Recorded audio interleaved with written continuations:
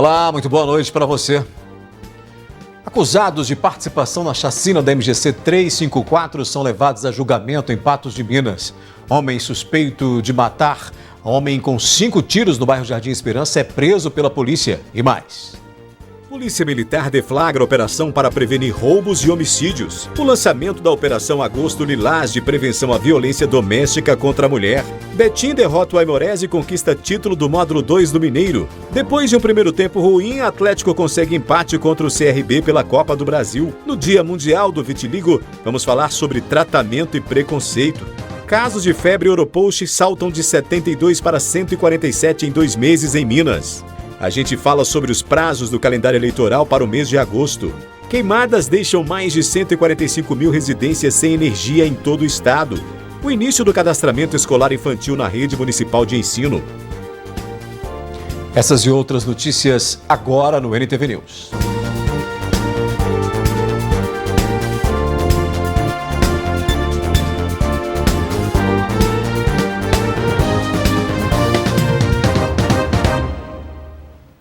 A gente começa essa edição com os destaques policiais. Um homem de 46 anos foi assassinado na noite desta quarta-feira no bairro Jardim Esperança, em Patos de Minas. A vítima, José Raimundo Brito, foi alvejada com 5 tiros no rosto. A motivação e a identidade dos envolvidos neste crime brutal seguem em investigação pela polícia. Esse é o 19º homicídio registrado esse ano na cidade de Patos de Minas. E olha, um suspeito de envolvimento neste crime brutal foi preso pela Polícia Militar. Este foi o 19º homicídio registrado em Patos de Minas. A vítima, de 46 anos de idade, identificado como José Raimundo. Esse crime aconteceu na rua Laura Fonseca, no bairro Jardim Esperança. Ao meu lado está o Tenente Gomes. Tenente, a respeito deste homicídio, uma pessoa já foi presa? Positivo, Matheus. Uma pessoa ela foi apontada, por testemunhas, como sendo autor do delito. Então eles foi apontado, e assim, quando a gente abordou ele próprio, confessou que esteve no local de motocicleta, então a gente, por esse motivo, ele foi apresentado, à autoridade policial que tá, se vai fazer ou não o flagrante, depende agora dele, das circunstâncias que ele vai encontrar, durante os depoimentos das testemunhas e do próprio suspeito, para ver se vai retificar ou não. Então, por esse motivo, por ele ter sido apontado por testemunhas que não quiseram se identificar, com medo de temendo represálias, e o fato dele ter confidencializado aos militares que estejam no local, ele foi conduzido para prestar esclarecimentos, em flagrante pela Polícia Militar. Tenente, essa pessoa que é o possível autor deste crime, ele é maior de idade, é menor de idade? Ele é maior de idade, se não me engano tem 19 anos de idade, ele já teve alguns envolvimentos, passagens policiais, a gente fala passagens, quanto menor de idade, inclusive é suspeito de alguns homicídios consumados, ele foi conduzido. A vítima também é conhecido do meio policial, possui algumas passagens policiais, e infelizmente aconteceu o fato, a gente não gostaria que acontecesse, mas infelizmente aconteceu, e agora a gente trabalhar para a gente poder dar uma resposta e identificar esse realmente autor, se for realmente suspeito, se for comprovado, foi ele, e a Polícia Civil realizar os trabalhos agora de investigação. Tenente, de acordo com o que vocês conseguiram colher ali no local, teria sido apenas esse jovem de 19 anos ou pode-se haver a participação de mais pessoas?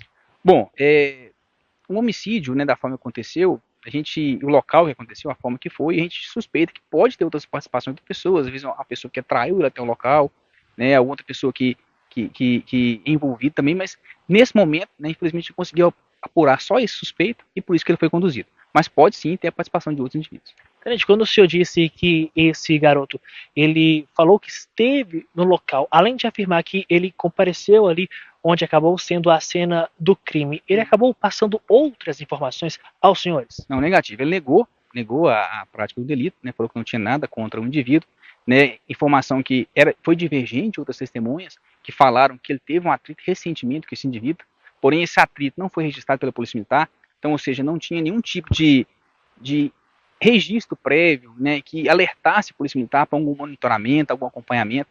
A gente tem a nossa patrulha de prevenção de homicídios, que sempre quando detecta algum evento que pode evoluir para um homicídio, a gente passa a acompanhar esse delito, acompanhar a situação, visitando tanto vítima como autor, como suspeito, a gente entender como é que funciona o caso, para evitar que o homicídio acontecesse, porém não tinha nenhum registro anterior, né? Então foi um fato único entre os dois, né? Já foi esse fato grave aí, né? Que não tem volta, nenhum homicídio.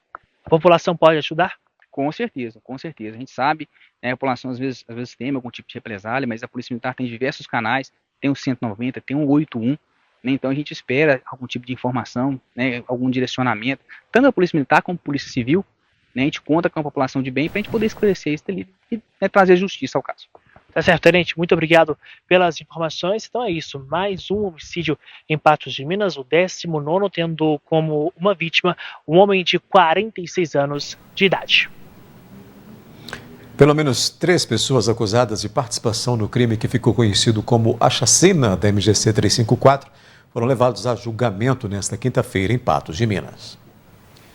No dia 21 de abril de 2019, um carro foi encontrado atravessado na MGC 354 com 2 corpos dentro e um terceiro corpo às margens da rodovia. As investigações começaram e foram encontradas cápsulas de pistola 380, que foram uma das armas usadas pelos supostos atiradores que, de acordo com informações, estavam em um SUV branco. Uma mulher com a criança de colo sobreviveu ao massacre e uma 4ª vítima foi levada ao hospital regional com alguns ferimentos na perna, mas sobreviveu. A hipótese mais provável é que o crime teria acontecido por causa de um acerto de contas. As vítimas voltavam de um encontro de carro que acontecia em Presidente Olegário quando os criminosos abordaram o carro e começaram a efetuar os disparos. A vítima, que foi encontrada caída na rodovia, teria tentado fugir, mas foi perseguida e foi executada com mais de 10 tiros. Hoje, aqui no Fórum Olímpio Borges, acontece o julgamento dos 3 acusados pelo crime: Admilton Lopes Vidal, Edmar Lopes Vidal e Hugo Rodrigues. Pois é, ainda hoje a gente volta a falar desse julgamento que teve início na manhã de hoje e continua acontecendo. Foi lançada na manhã desta quinta-feira pela Polícia Militar de Minas Gerais a Operação Agosto Lilás, com o objetivo de potencializar as ações de proteção e prevenção à violência doméstica. O Agosto Lilás é uma campanha nacional de enfrentamento à violência doméstica e aumento da divulgação da Lei Maria da Penha. A campanha nasceu em 2016 e desde então vem se fortalecendo e se consolidando como uma grande campanha em todo o território nacional. A Polícia Militar, em busca de abraçar essa causa, deu início hoje à Operação Agosto Lilás. Nós teremos ao longo de todo o mês ações voltadas para essa conscientização, tanto campanhas quanto blitz, ações nas escolas com os alunos, através das nossas equipes do PROED e da Patrulha Escolar, né, mas também teremos ações repressivas. E é preciso que todas as mulheres tenham consciência de que nós temos órgãos especializados que podem ajudá-las a sair desse ciclo de violência, né? Através da Prefeitura Municipal com a Casa da Mulher, da Polícia Civil com a Delegacia da Mulher e também as patrulhas de prevenção à violência doméstica da Polícia Militar. Nós estamos prontos, estamos preparados para atuar no anonimato que a situação requer, né? Para auxiliá-la a romper esse ciclo de violência e buscar uma vida mais plena, uma vida mais tranquila, longe da violência. Mesmo com as campanhas de divulgação e todas as autoridades empenhadas em proteger nossas mulheres, os números ainda assustam. Campanhas como essa são importantes para que casos invisíveis aos olhos da sociedade possam ser finalmente denunciados. É um problema multifatorial, um problema difícil de resolver, porque a mulher ela sempre pensa muito nos filhos, ela geralmente está afastada da questão financeira, então ela depende 100% do marido, por isso que ela se sujeita a algumas situações de violência psicológica, de violência física, né? Violência econômica. Então ela precisa saber que nós estamos aqui, estamos à disposição, nós temos condições de ajudá-la e que ela não precisa se sujeitar a isso. Novos integrantes da tropa que chegarão ao final do curso em setembro já estão participando dessa campanha. De acordo com a comandante, inseri-los em trabalhos como esses é muito importante para o engrandecimento profissional de cada um. Logo após o recrutamento, você já é envolvido nas ações de polícia comunitária, nas ações de prevenção. Não é preparado também para a repressão, mas também para fazer esse enfrentamento, essa prevenção, tanto a nível de direitos humanos, como polícia comunitária, como violência doméstica, enfim, todas as nossas campanhas preventivas. E olha só, a Polícia Militar de Patos de Minas também lançou hoje uma operação com foco na prevenção dos crimes de roubo e de homicídios. Em Intervenção Integrada. Esse é o nome da operação que visa o trabalho da Polícia Militar para coibir furtos, roubos e também homicídios aqui na cidade de Patos de Minas. Ao meu lado está o Tenente Gomes. Tenente, tendo em vista, nós já chegamos a 19 homicídios em Patos de Minas. A onda crescente de furtos e roubos justamente vem a calhar com essa operação?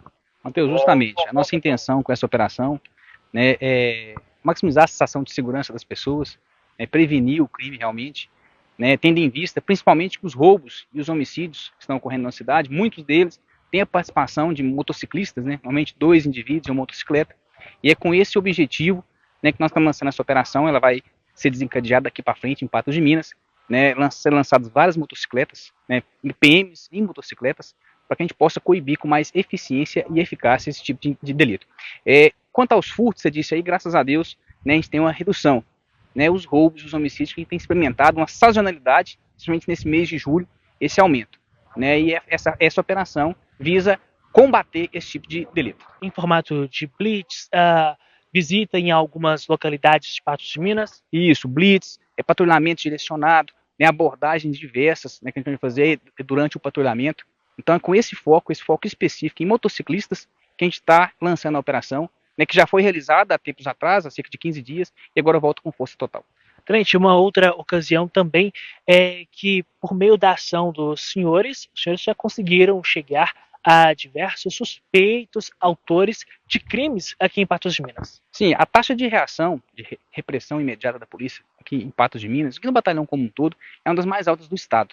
Essa taxa, ela mede a capacidade de resposta da polícia após a ocorrência do delito. E nós temos uma das mais altas do estado, quando se refere a homicídio e como se refere a crime violento, no caso o roubo, por exemplo. Então nós conseguimos, né, infelizmente, o roubo acontece, o homicídio por vezes acontece, mas a Polícia Militar, né, do 15º, a gente consegue dar a resposta. Quando a gente não prende em flagrante, né, o autor, né, o suspeito do delito, no mínimo identificado, ele já vai no boletim de ocorrência, né, para subsidiar e facilitar o trabalho da Polícia Civil. A partir de agora em diante, o trabalho da polícia já visa algumas pessoas identificadas em crimes cometidos em Patos? Sim, então a gente vai atuar com foco, né, a gente tem alguns indivíduos que são monitorados, né, pela nossa seção de inteligência principalmente, né, e a gente vai ser dado foco e direcionamento dos esforços a esses indivíduos, para a gente poder prevenir a ocorrência do delito.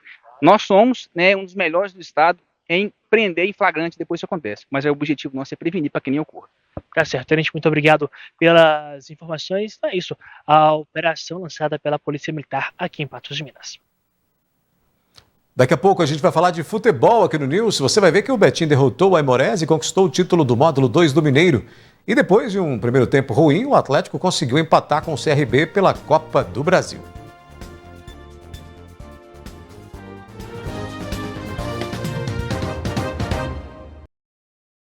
O campeão do módulo 2 do Campeonato Mineiro foi o Betim. O time da região metropolitana de BH conseguiu reverter a vantagem do Aimorés e venceu a partida desta quarta-feira por 2-0. No jogo de volta da final do módulo 2 do campeonato, apesar da ansiedade inicial que gerou alguns erros, o Betim fez um jogo imponente sobre o Aimorés. Aos 16 minutos de jogo, com assistência de Paulo Henrique, Clenison bate de canhota e marca o primeiro gol da partida. No segundo tempo, Juninho Tardelli marca um golaço, cravando a vitória do Betim aos 30 minutos. Os dois times estão classificados para o módulo 1 do Campeonato Mineiro em 2025.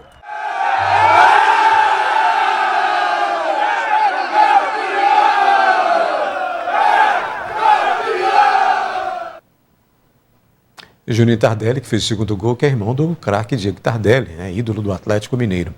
O Betim fez essa virada no campeonato, né, diante do que apresentou na primeira fase e também na segunda fase no triangular, inclusive com uma virada muito interessante aqui em Patos de Minas, no jogo diante da URT. O URT venceu de 2-0, o Betim na época conseguiu essa virada para 3-2 e aí encaminhou muito bem a classificação dele. Tanto é que o RT foi até a região metropolitana de BH e acabou não conseguindo superar e ficou de fora dessa final aí. Mas é que o Betim jogou muito realmente. O time deu uma acertada na sequência final ali da fase de classificação e conseguiu fazer um um bom triangular do campeonato do futebol, né, do campeonato módulo 2 do Mineiro. E, claro, se sagrando campeão, depois de um revés que teve no primeiro jogo contra o Aimorés. Muita gente apostava no Aimorés para esse jogo, mas o Betim se superou, né, conseguiu segurar o Aimorés e chegar aí essa vitória maiúscula, com 2-0, conquistando o título, levando aí essa taça de campeão do módulo 2 do Campeonato Mineiro. Lembrando que as duas equipes, Aimorés e Betim, jogarão o Campeonato Mineiro módulo 1, né, elite do estadual, em 2025. A gente continua falando de futebol. No jogo de ida das oitavas de final da Copa do Brasil, no estádio Rei Pelé, em Maceió, o Atlético empatou com o CRB. O Atlético protagonizou 2 momentos bem diferentes na partida contra o CRB. O primeiro tempo foi desastroso. Já na etapa final, era outro time em campo. Na etapa inicial, o time de Milito foi quem teve a primeira chance, desperdiçou e viu o CRB fazer o primeiro gol com 4 minutos de bola rolando com William Formiga. 2 minutos depois, Léo Pereira ampliou para o CRB com chute de fora da área. Enquanto o Atlético ainda tentava se encontrar em campo, Hulk ainda se lesionou e foi substituído por Vargas. O Galo conseguiu diminuir a diferença no placar. É que depois de Caio César derrubar Alan Franco na área, pênalti para os alvinegros, Paulinho cobrou e converteu. No segundo tempo, o Atlético acordou e foi com tudo para cima do CRB. Aos 8 minutos, Scarpa deixou tudo igual. Logo depois, William Formiga foi expulso por agressão a Scarpa. E aí, virou ataque contra a defesa. O Galo conseguiu marcar com Cadu, mas o VAR acusou o toque de mão de Vargas na jogada. E ficou nisso, 2-2. Pois é, com esse resultado, o confronto segue em aberto para o jogo de volta da Copa do Brasil, né, que será realizado na próxima quarta-feira, às 7h na Arena MRV.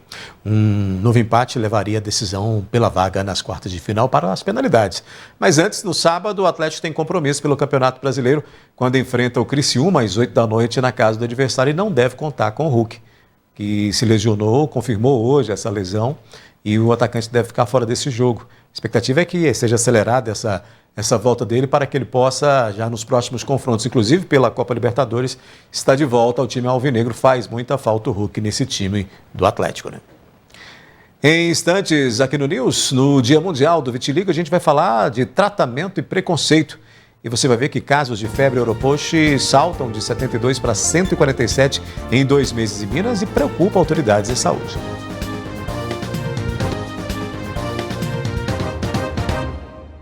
Olha, hoje, 1º de agosto, é celebrado o Dia Nacional dos Portadores de Vitiligo, uma doença genética, crônica e de origem autoimune que provoca a perda da coloração da pele em certas áreas do corpo. Filomena percebeu a perda na pigmentação em 2019. Durante a pandemia, o quadro se agravou e ela sentiu preconceito de conviver com o vitiligo. Tem muita gente que acha que até é contagioso, né? Às vezes a gente entra dentro do ônibus, as pessoas olham de cima e embaixo, ou às vezes as pessoas vão sentar e ver que a gente está com essas manchinhas, procura outros lugares para sentar. Então é bem desagradável, a autoestima da gente fica bem para baixo. O vitiligo é uma doença genética, crônica e autoimune, ou seja, quando o sistema de defesa do organismo ataca células saudáveis. De acordo com a Sociedade Brasileira de Dermatologia, cerca de 1 milhão de brasileiros nesta condição. Há atendimento pelo SUS e a porta de entrada para o tratamento são os postos de saúde nos municípios. A Santa Casa de BH é referência em Minas. Após o primeiro atendimento por uma dermatologista, os pacientes podem ser submetidos ao tratamento por fototerapia. A abordagem tem resultados importantes à pigmentação, quando a doença está estabilizada. A terapia utiliza a radiação ultravioleta. São necessárias cerca de 20 sessões para devolver a tonalidade às áreas afetadas da pele. A fototerapia já é um tratamento antigo, consolidado para o tratamento do vitiligo, que a gente usa a terapia de luz para induzir a repigmentação das lesões. Então é uma medida importante que a gente tem acesso no SUS e que vários pacientes estão aí tratando com a gente. O ambulatório de fototerapia realiza cerca de 18 atendimentos por dia. como a relação psicossomática, a médica recomenda que os pacientes também tenham acompanhamento psicológico. Quando a gente conversa com os pacientes de vitiligo, é que as lesões elas causam um estresse emocional grande também, por isolamento, por as pessoas às vezes acharem que é uma doença contagiosa. Então esse apoio psicológico é muito importante para os pacientes. Lúcia comemora avanços no tratamento. Parou as coceiras, né? Parou, já não coça mais. Estou sendo muito bem atendida. A gente continua falando de saúde, né? O aumento no número de casos de febre oropouche em Minas Gerais nas últimas semanas preocupa as autoridades em saúde. Os casos saltaram de 72 na primeira semana de junho para 147 na última semana do mês de julho. Em todo o estado de Minas Gerais, no último ano, nenhum caso de oropouche foi registrado. Entretanto, em 2024, 147 pessoas realizaram testes, sendo que destes testes, pelo menos 83 foram registrados como positivos para a doença. Ao meu lado está o Dr. Cássio. Doutor, nós temos então essa doença, mas afinal de contas, para explicarmos, no último ano não se teve oropouche. O que é ela? Oropouche é uma doença viral na mesma família dos vírus da dengue, do chikungunya e do zika, que é uma classe de famílias que a gente chama de arboviroses, tá? A febre do oropouche, ela tem esse nome curioso. Ela foi primeiramente diagnosticada num país do Caribe chamada Trindade e Tobago, e existia uma região que chamava oropouche, por isso que ele ficou com esse nome. Isso já vem desde 1950, não é uma doença nova. E nós, primeiramente, já tivemos casos no Brasil desde a década de 60. Tá? Ela é uma doença que ela tinha um ciclo silvestre, então ela picava animais que tinham vírus e, às vezes, ocasionalmente, picavam seres humanos. Ciclo silvestre. Então, esses casos eram isolados em regiões amazônicas, do norte do país, enfim.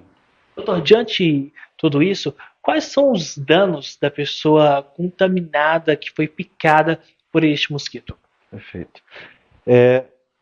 Os sintomas da febre oropouche, eles são muito similares aos sintomas da dengue e da chikungunya, né? Febre, dores no corpo, dor atrás dos olhos, náuseas, diarreia. Então, o diagnóstico ele é um diagnóstico difícil de ser feito. Ele é um diagnóstico quase que eliminativo, né? Nós temos que primeiro excluir a possibilidade da dengue, excluir a chikungunya, para depois tentar o teste e a confirmação. Um detalhe que talvez ajude, né, a diferenciar um do outro é que 60% das vezes a febre de oropouche, os sintomas vêm, ela tem um período de incubação de aproximadamente 7 dias, mas os sintomas passam, também duram em média 7 dias, mas 1 ou 2 semanas depois os sintomas retornam. E curiosamente, a gente esse ano teve muitos casos de dengue que foram, de certa maneira, similares, né?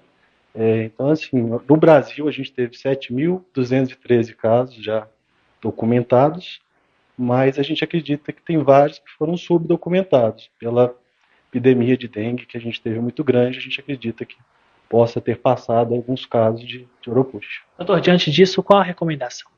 Então, ela é transmitida também por um vetor, um mosquito, chamado marruim. Esse mosquito ele é um mosquito mais resistente do que o Aedes aegypti. Ele é um mosquito que não precisa de água para reproduzir. Tá? Os nossos inseticidas comuns não funcionam, os repelentes também não funcionam. Tá? Então, assim, o que a gente tem que fazer para se prevenir? Tentar evitar ao máximo juntar lixo orgânico, porque esse é o ciclo de reprodução dele.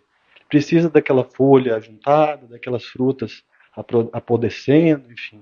Lugares sujos que tenham lixo orgânico é o local de reprodução do mosquito. A única forma de diminuir os casos até então é essa. Tá certo, doutor Cássio, muito obrigado pelas informações. Então é isso, são sintomas parecidos, mas todo cuidado é necessário. Nós procuramos a Prefeitura de Patos de Minas para saber se há algum caso de oropouche registrado no município. Nós somos informados que nenhum caso foi registrado, mas que alguns pontos estratégicos do município estão sendo monitorados. A seguir, queimadas deixam mais de 145 mil residências sem energia em todo o estado. o início do cadastramento escolar infantil na rede municipal de ensino e a gente vai falar sobre os prazos do calendário eleitoral para o mês de agosto.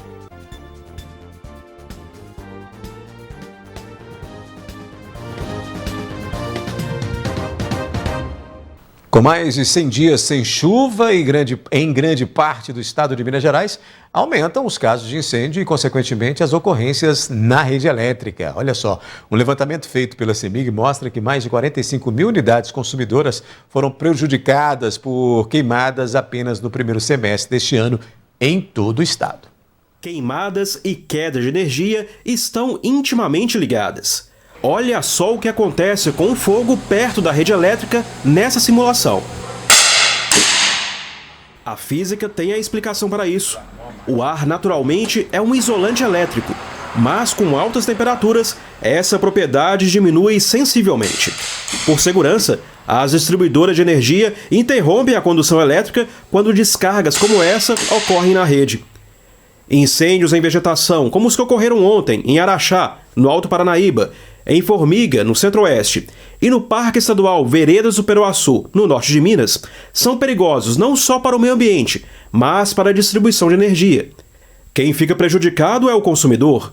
Só na região metropolitana de Belo Horizonte, mais de 5 mil clientes tiveram fornecimento interrompido em função de 15 ocorrências este ano.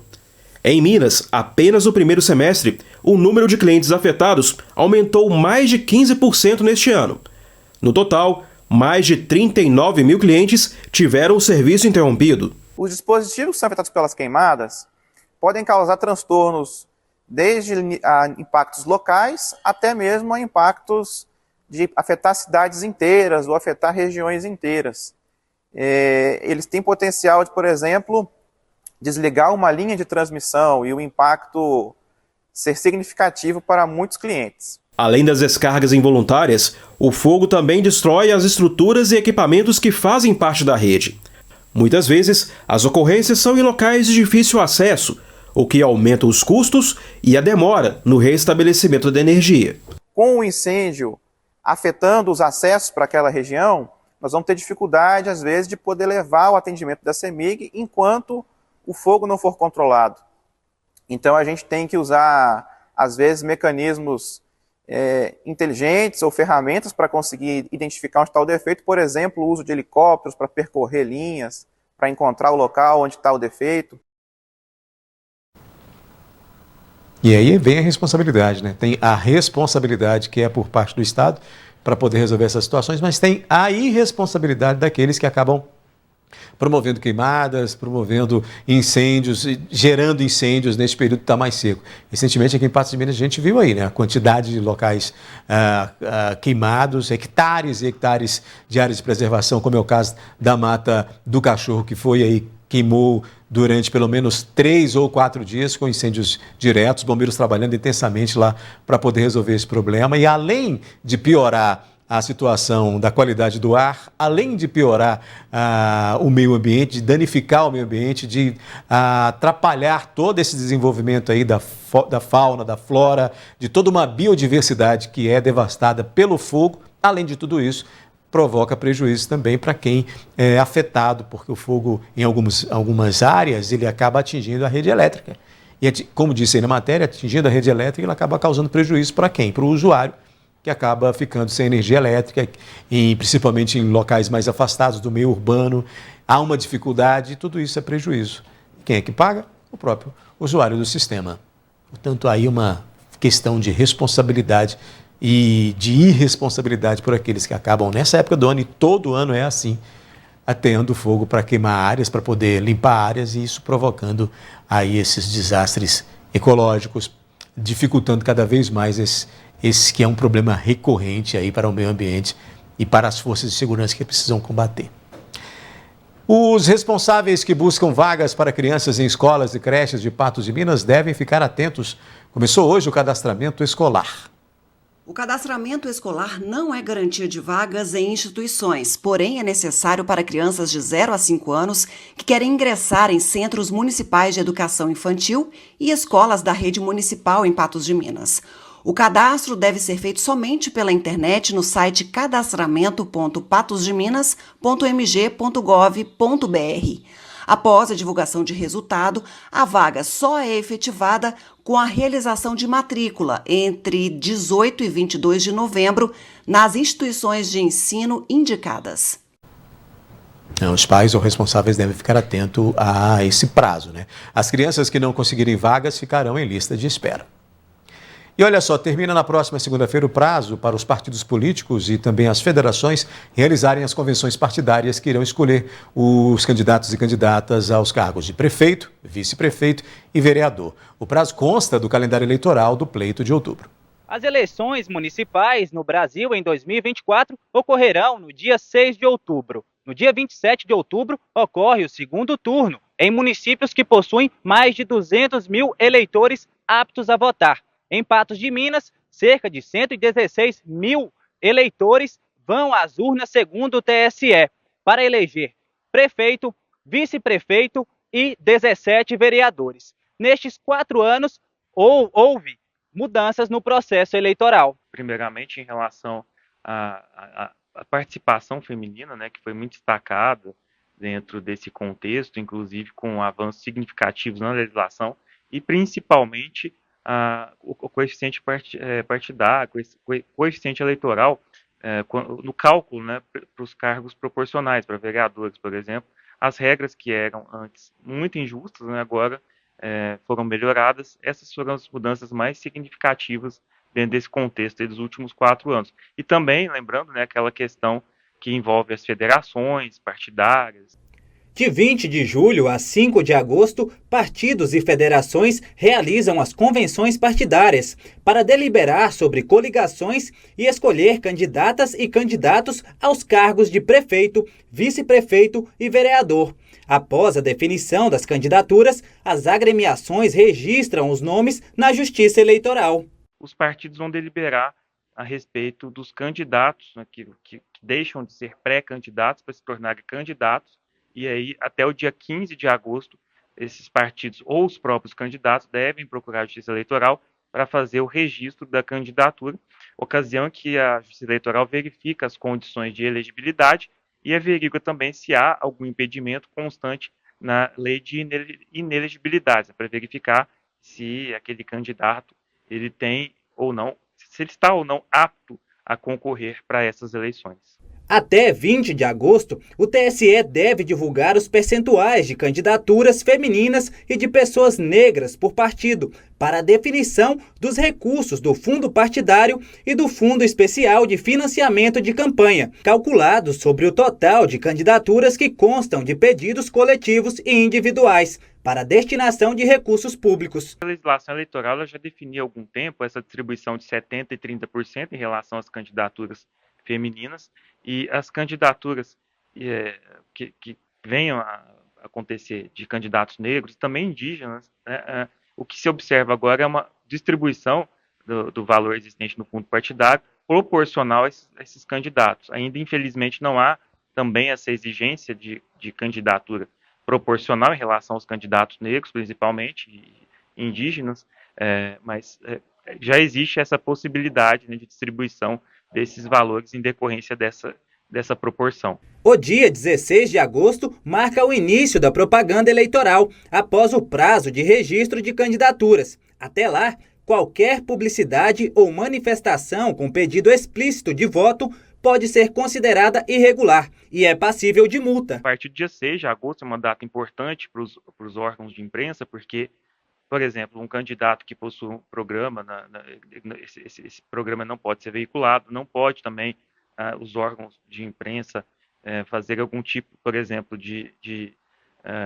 menção negativa a algum candidato, extraindo, por exemplo, de um filme, né, e fazendo essa menção a esse candidato. Então, inúmeras regras que a legislação eleitoral traz para impedir que, de alguma maneira, alguma pessoa possa ser beneficiada de maneira desproporcional em relação a outra que seja candidato, e essas vedações todas constam na legislação eleitoral, com o intuito de proporcionar aos candidatos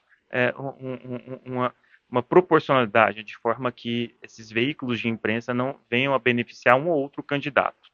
A exibição da propaganda no horário eleitoral gratuito em rádio e TV vai de 30 de agosto a 3 de outubro. A contagem é feita considerando os 35 dias anteriores à antevéspera do primeiro turno. Ele deve assistir esses programas para verificar as propostas, deve buscar também, hoje muito difundido na internet, né, nas redes sociais, o que esse candidato propõe, né, e aí verificar as suas propostas, verificar se o candidato tem conhecimento das suas atribuições, né, das atribuições do Poder Legislativo e do Poder Executivo para o cargo de prefeito, para escolher bem, escolher de forma consciente, porque é o momento mais importante, né, o momento da democracia, que nós vamos eleger os nossos representantes a nível municipal pelos próximos 4 anos. Então, esses programas eles têm uma importância crucial exatamente para que o eleitor possa votar e votar de forma consciente.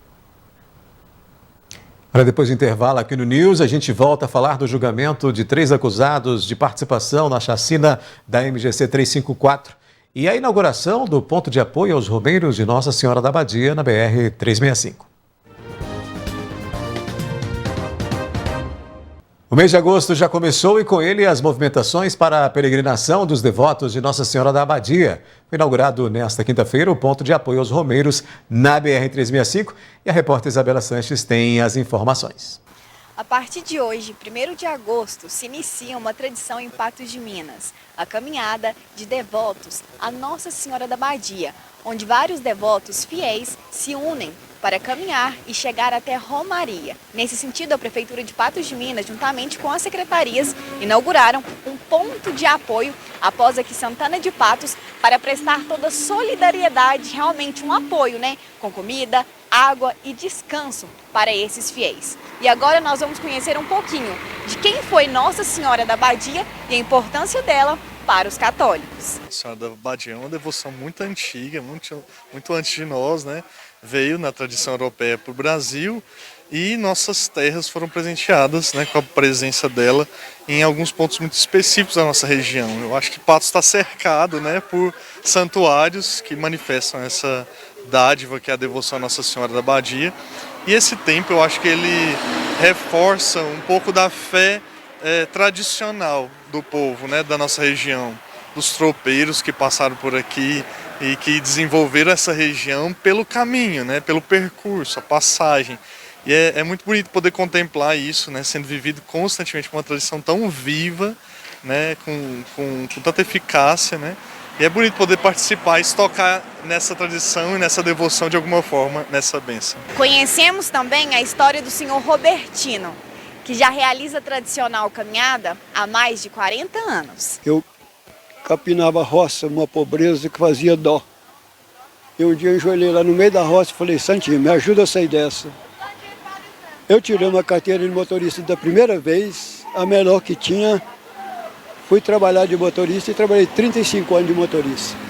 Tenho uma casinha boa, um carrinho e estou bem. Então é só agradecer a Nossa Senhora Abadia. Não é mais promessa, é agradecimento e oração que eu rezo daqui lá. E a partir de agora a movimentação vai indo, né? Os romeiros, de agora até o dia 15, que é o dia que se celebra o dia de Nossa Senhora da Abadia, a tendência é de aumentar cada vez mais a movimentação. No sábado, por exemplo, o pessoal de Patos de Minas tem ciclista que vai sair de madrugada para fazer essa peregrinação, né? Para fazer esse sacrifício de ir até Romaria. E é um dos grupos, né, que vai para essa peregrinação. Aí tem o pessoal que vai a pé, tem o pessoal que dá apoio, tem o pessoal que vai de bicicleta, enfim. Tem muita movimentação até o dia 15 aí, entre Patos de Minas para Romaria e também o pessoal que vai para André Xé, né, também nesses festejos em louvor a Nossa Senhora da Abadia. Olha, a gente vai voltar a falar desse caso que está sendo julgado hoje, pelo menos 3 acusados de envolvimento no crime que ficou conhecido como a chacina da MGC 354, foram levados a julgamento, estão sendo julgados nesta quinta-feira em Patos de Minas. Vou acionar novamente a repórter Isabela Sanches para ela trazer para a gente informações, porque a gente ainda não tem, né, Isabela, nenhuma sentença divulgada. Esse julgamento deve seguir noite afora, não é isso? Boa noite, Odair. Boa noite, pessoal de casa. É isso mesmo. Nós estamos aqui acompanhando todo o julgamento, que começou pela manhã, né? Mas até o momento não tem uma previsão para acabar. O julgamento é de 3 pessoas que estão sendo incendiadas pelo crime que aconteceu em 2019, na chacina, né, que ficou conhecida entre o trajeto de Patos de Minas e Presidente Olegário. De acordo com informações, 6 pessoas estavam voltando de um evento automotivo em Presidente Olegário em um carro, um Fiat Uno preto, quando outro carro emparelhou a ele e fez diversos disparos, né? 3 pessoas foram mortas em 2019 e hoje 3 pessoas estão sendo julgadas por esse crime. A gente vai seguir daqui acompanhando todos os detalhes para poder dar, né, todos os detalhes para você de casa nos nossos telejornais. Tá certo, Isabela, obrigado pelas informações.